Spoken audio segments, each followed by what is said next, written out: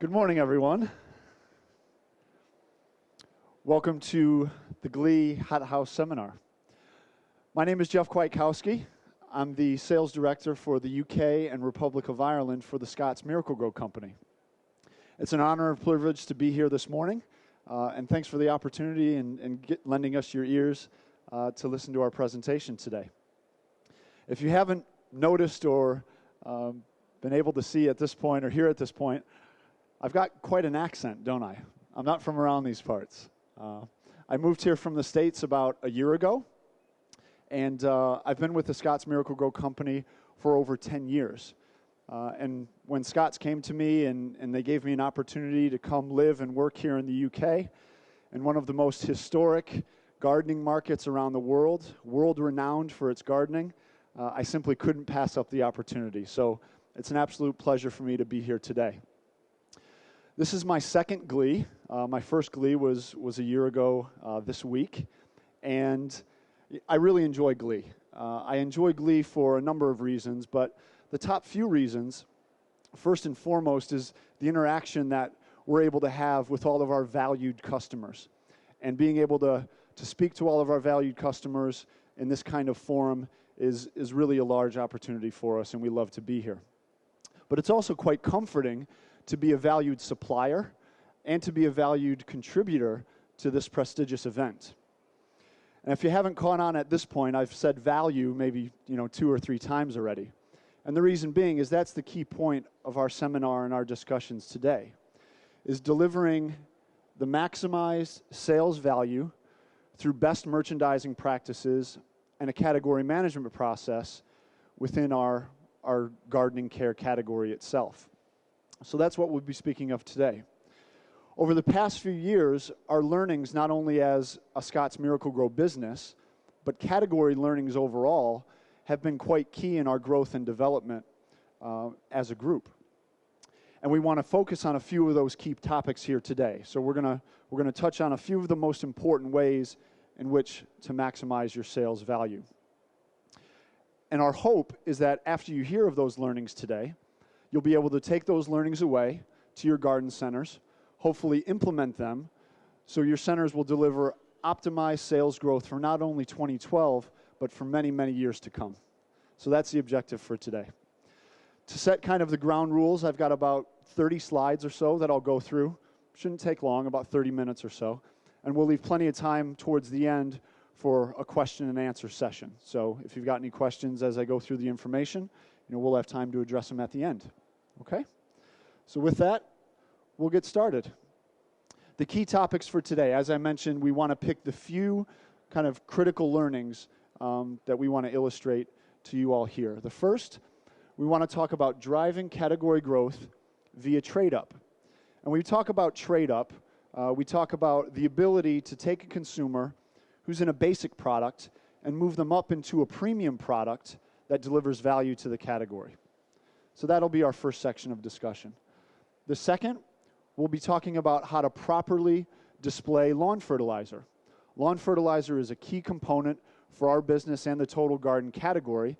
And it sounds like a kind of simple, elementary subject, but in all actuality, sometimes we don't practice what we preach based on our learnings over the past few years in the lawn fertilizer segment.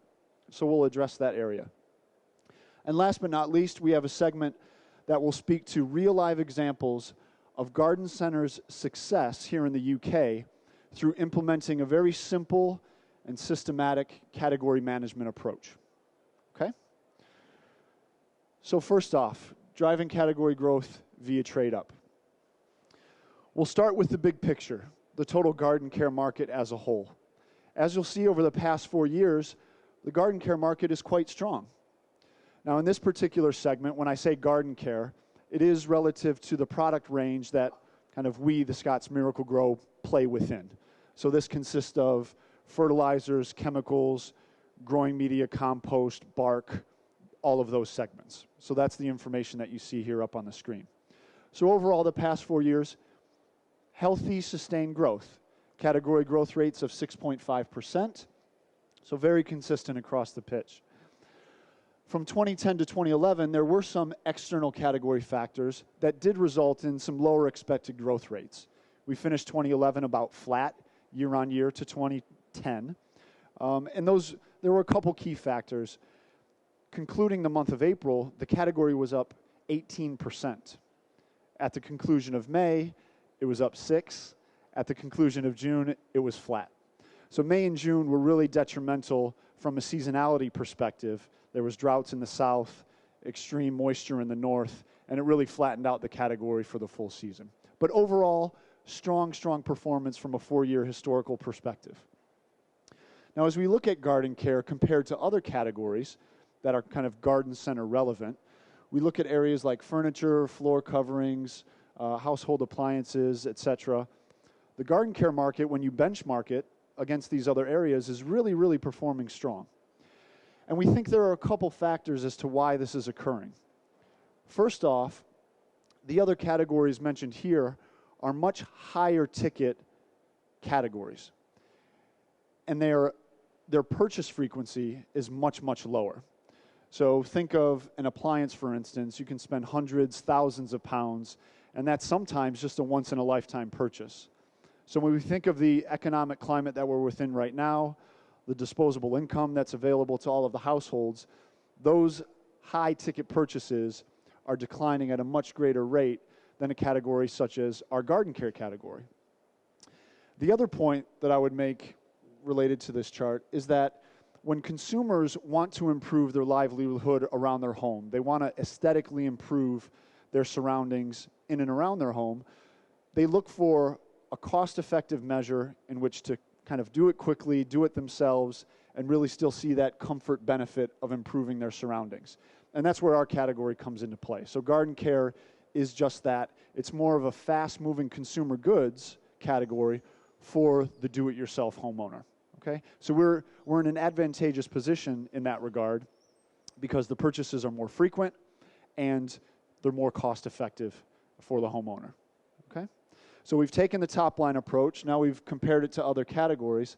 Let's dive into one specific category that the Scotts Miracle-Gro Company plays within and start talking about this trade-up opportunity. So this chart shows here the 4-year history of growing media, specifically compost, in the UK market. You'll see from 2008 to 2011, 4.5 more million units, kind of bags, sold, and 23 million in sales value has occurred since 2008. Some really big trade-up has occurred from 2008 to 2011. But there's one trend within this historical 4-year segment that we cannot ignore, and is one of the first key takeaways in our discussion today on how to optimize your sales value potential in the years to come. And that learning is the drastic share shift in value from what was predominantly an own label market back in 2008, representing 64% of the total market, where the branded compost market at that point in time only represented 36%. Fast forwarding to today, look at how that blend has now met. The marketplace is now almost 50-50, own label product to branded product. And we think to ourselves, my goodness, in this climate, in this economy, in this marketplace, that may be hard to believe. But the numbers don't lie. And we think there are true reasons behind this. And the reasons I'll touch on momentarily are strong. But when this trade-up happens, it's critical to understand for the health of the category and the fact that everybody wins when this happens, we want this trend to continue. So when I say everyone wins, we think of everyone as kind of 3 key segments. First off, the retailer. The retailer wins when this trade-up happens because cash margin improves, the amount of cash that goes through your till improves. So there's a benefit to the retailer. There's an obvious benefit to the supplier in the same regards, kind of that retailer-supplier relationship. But what's most important, and we think what is driving this trend most effectively, and why we think this trend will continue, is the consumer. And the consumer first thought process is Scotts' main platform. When looking at the consumer, they purchase these branded products that have superior claims and ultimately superior results when the consumer uses them. So as the consumer enters into that branded franchise, the results that they see are absolutely fantastic, and we now have a consumer for life because they will not go back to that own label segment once they've experienced the superior nature of these high value, high quality products. In addition, for this particular segment, advertising is a key role. We've got Westland that advertises some compost, we advertise compost, and that really helps re-engage the consumer and reminds them that the branded compost in the marketplace is the best that you can buy, and reminds them to come back to your centers to continue purchasing those products that deliver superior results. Okay? So that's one category example. The second category example is grass seed, kind of another area that we play within. And it's kind of an easy example because it's more of a clear-cut understanding of what possible innovative products can do and how trade-up can occur within a category. So over the last 4 years, exceptional growth rates on grass seed, 19% up in 2009, 42 in 2010, and another 19% in 2011. So we say to ourselves, what's driving this? And again, it goes back to the consumer. There was an unmet need in the grass seed category where consumers continued to be unsuccessful in growing grass in their lawns. The reasons they were unsuccessful is that it was difficult to grow grass. You can over and underwater. You should be applying fertilizer when applying grass seed for the first time, but a lot of consumers wouldn't do that. And soil is a big barrier for success when growing grass seed. If you don't have good soil, you're not providing the proper foundation for strong growth. So we introduced a product that has revolutionized the category, has added value into the category, and has ultimately addressed that consumer unmet need into a product that's all-in-one, no guesswork, and is easy to apply, and visible success and visible results are almost immediate. What's interesting to note in this example is a couple years ago when this product was introduced, there were a lot of non-believers within this category because it was a highly commoditized category. You had bags of grass seed, that were very cheap, very inexpensive, and this product was introduced covering 10 patches for essentially 10 quid. It was a tall ask for consumers to understand and buy into the fact that this product would provide guaranteed results. But with the proper messaging, proper in-store, and positioning it the right way, that trade-up successfully happened.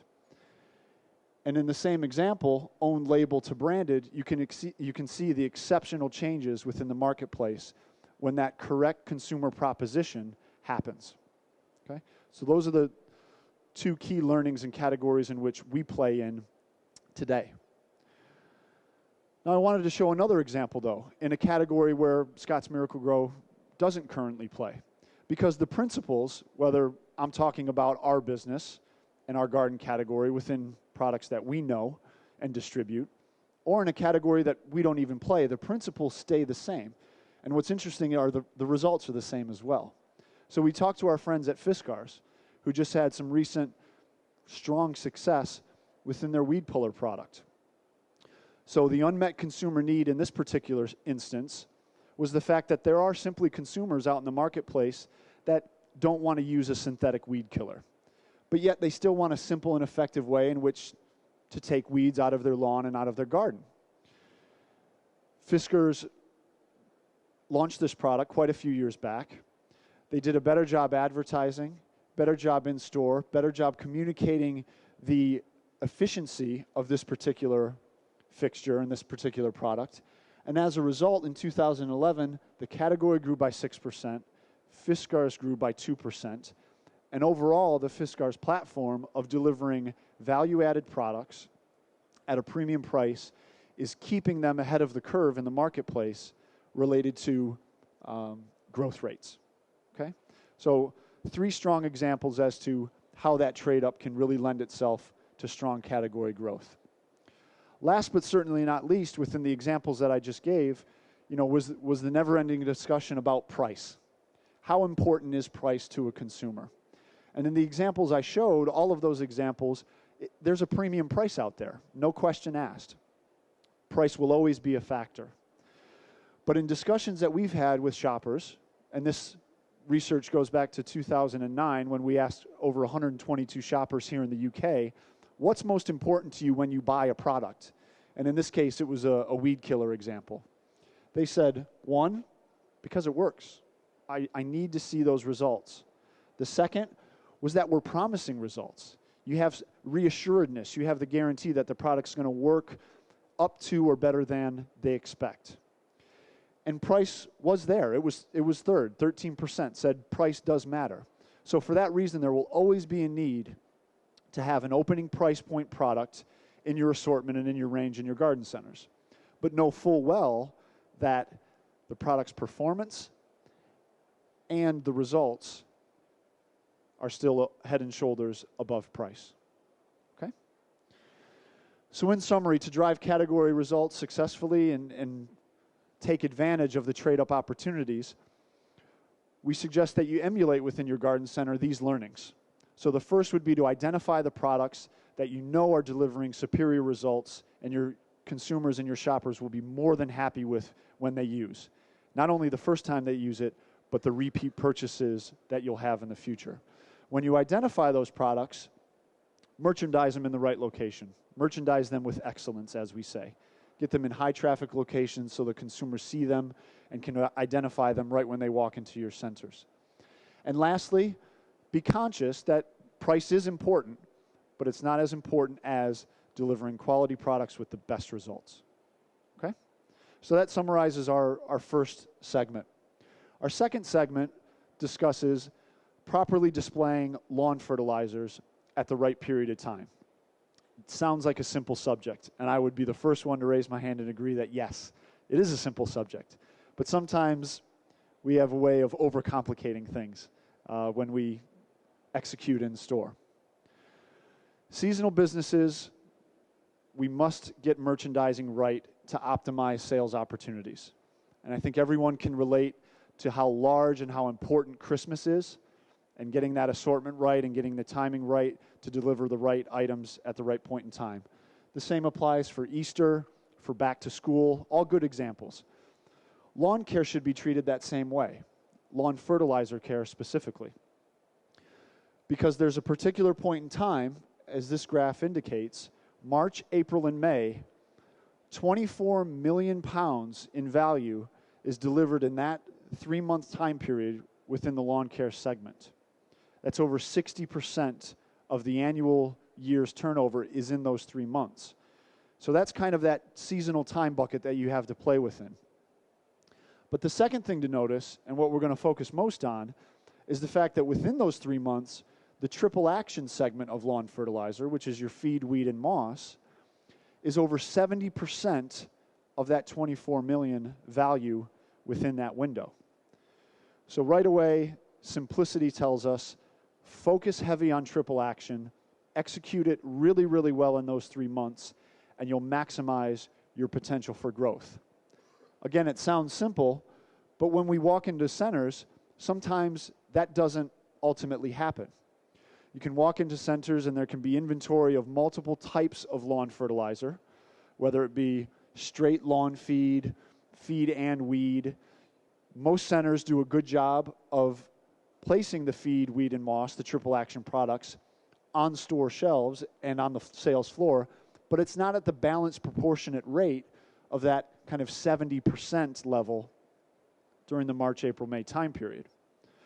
So in order to optimize that merchandising mix in a very, very large category early season is to take the approach of dedicating the right amount of space to triple action as the category kind of dictates and says we should have 70% of that space. 70% of triple action will lend into your best possible chance to keep those consumers in the high value product and make the most cash out of your sales. Now, a lot of individuals and kind of our partners in the garden center say, well, you know, it's back to that price situation. And it's back to the fact that, you know, straight lawn foods are much less expensive. And some consumers just want to walk in and just buy a cheap bag of fertilizer. And that's absolutely correct. However, if we focus too heavy on that straight fertilizer category, there's an opportunity and a real risk of trading the consumer down. So when 70% of those sales are in triple action, that's where the bulk of the display should be.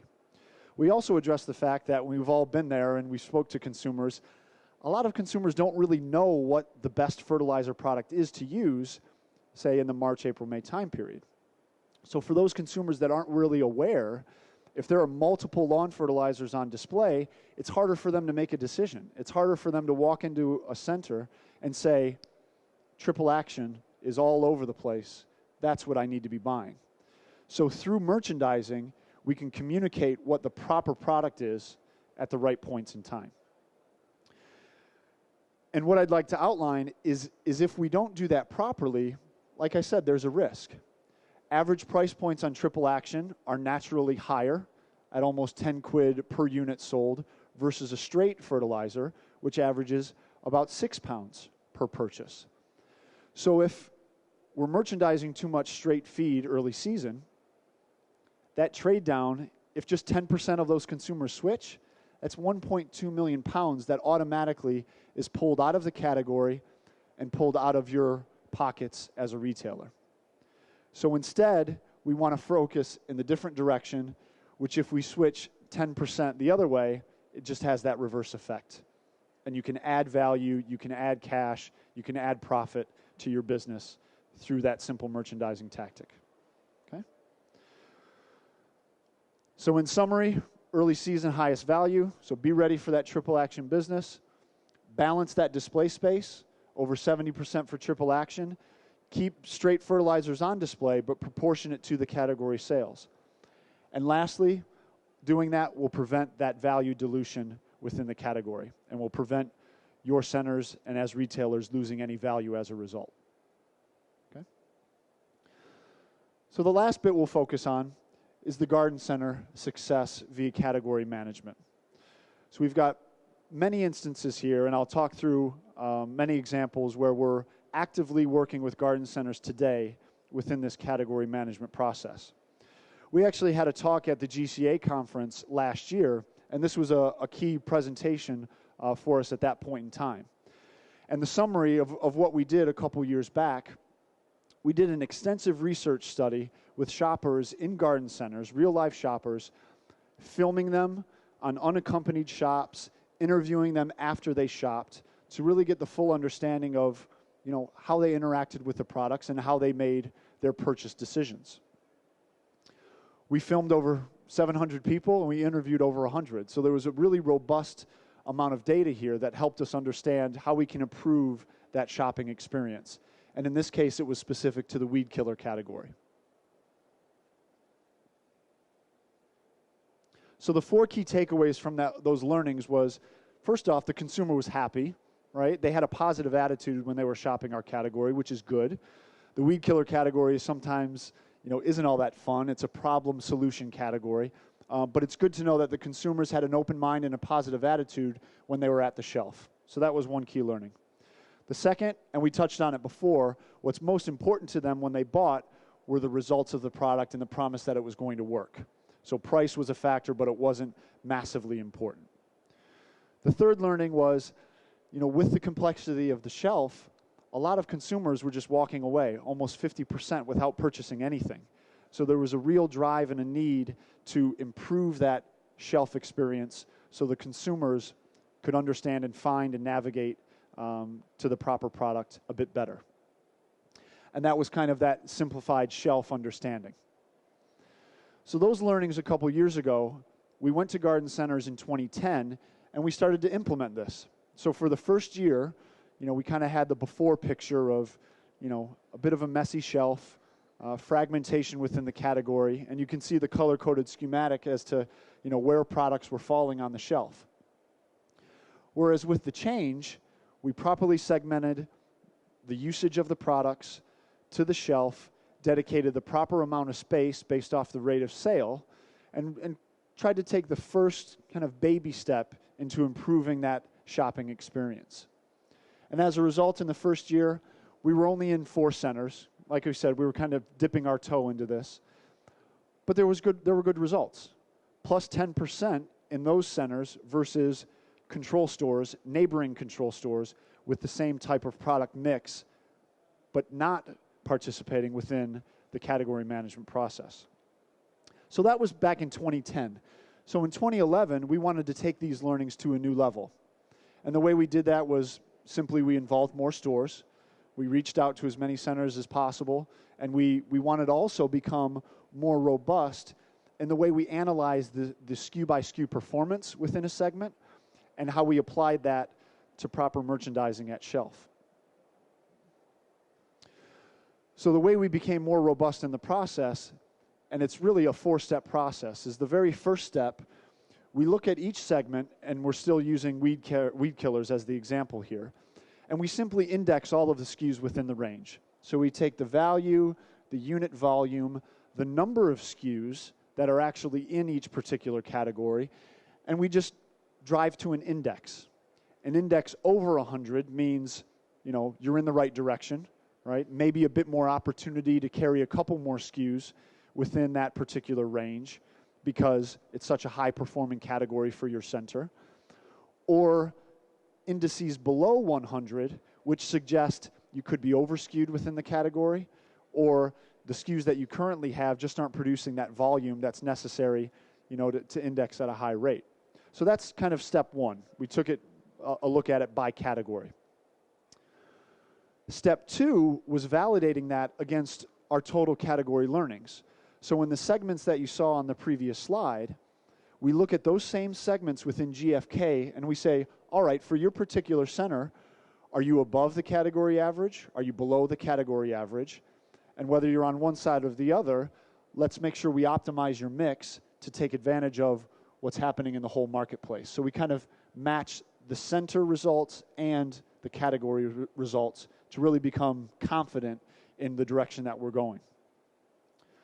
The third thing that we do, and this looks absolutely oversimplified, but it is a simple step, is we take every SKU within the shelf and we color code it based on its usage and purpose.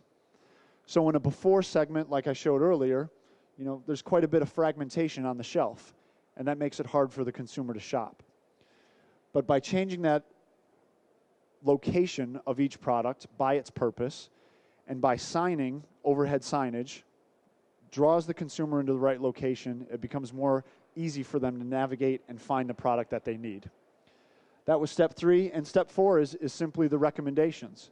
So on this example, we show Bayer as keeping as core. We've got Path Clear up there.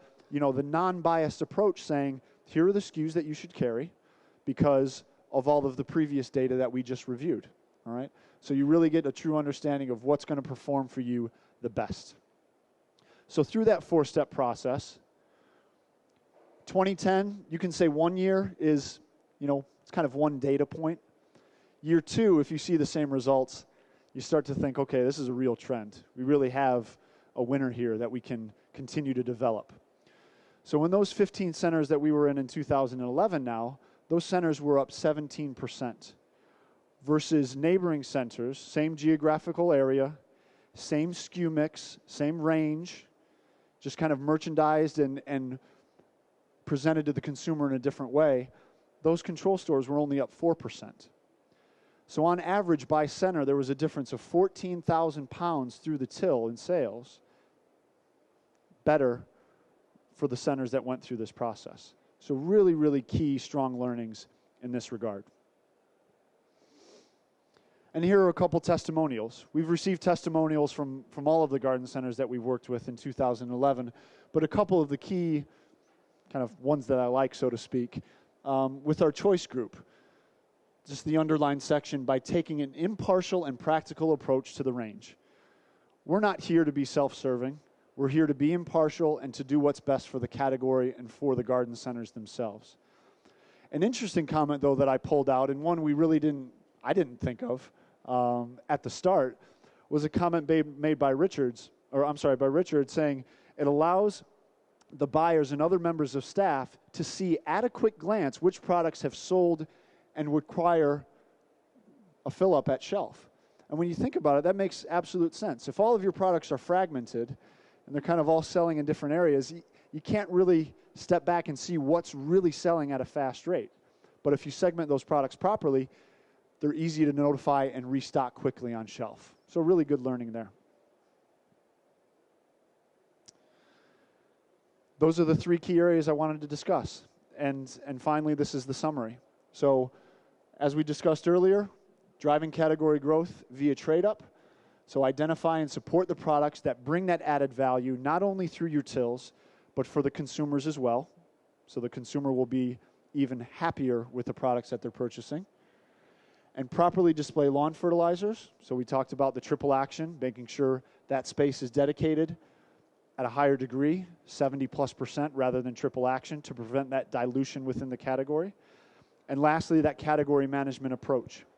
If your centers are interested in learning more, all of our Scotts reps will have that 4-step process, so anyone can simply implement the learnings that we've uncovered over the past couple years within that process. So we're happy to share those with you. So just contact your local Scotts rep and we'll work information via that route. Okay? And that's for the most part it. Thank you for your time. Thank you for lending a quiet ear. Like I said, it's great to be here at Glee, and we're so thankful for the opportunity to be able to speak and address, points and ideas that we're quite passionate about and are really excited for you all as garden centers to implement and have success just like we have as a business in the last few years. Okay? Thank you.